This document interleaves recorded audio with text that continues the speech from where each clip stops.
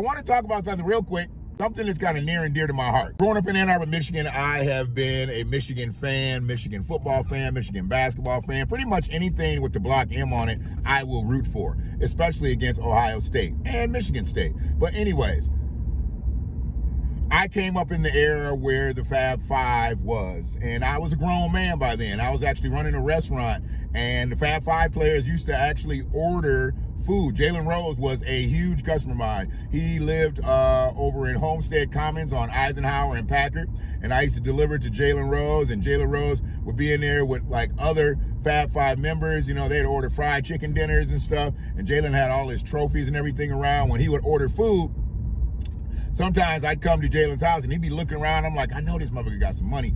And, you know, he'd be looking around like, where's my money at? And then one day Jalen paid me. It was so funny. He had a gold trophy with a basketball sitting in it. And he was looking for some money and stuff. And he lifted up the ball in the trophy where, you know, and it was a $100 bill in there. Now, this is 1993, you know, area. He lifted up the ball, and there was a $100 bill in there. And he paid me. He said, oh, man, can you break 100? And I was like, yeah, I can break 100. Now, a typical driver probably wouldn't have been able to break 100. They've always told people, delivery drivers do not carry a lot of money. Delivery drivers cannot break big bills. But I wasn't just a traditional delivery driver. You know, I ran the joint. So, you know, I had a couple more dollars than the average delivery driver. And, yeah, I was like, no problem. He's like, oh, okay, cool. You know, so he gave me the 100, and I pulled out my money, and he was like, oh, shit. He was like, you must deliver a lot of food. We went back and forth. I was like, oh, the restaurant is actually mine, you know.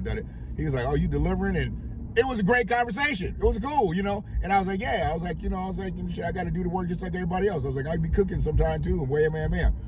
From that point on, Jalen had already been ordered. He ordered more. And then I started noticing more people on their team, and people, Jalen said your food is good, da-da-dee-da-da-da. And I'm like, cool. So Jalen gave me like a referral, you know. But that was cool that he was supporting the black business. He probably got down to Ann Arbor. Nobody was making fried chicken the way that, you know, fried chicken, barbecue chicken, anything. He was probably looking for it that he was used to in the city.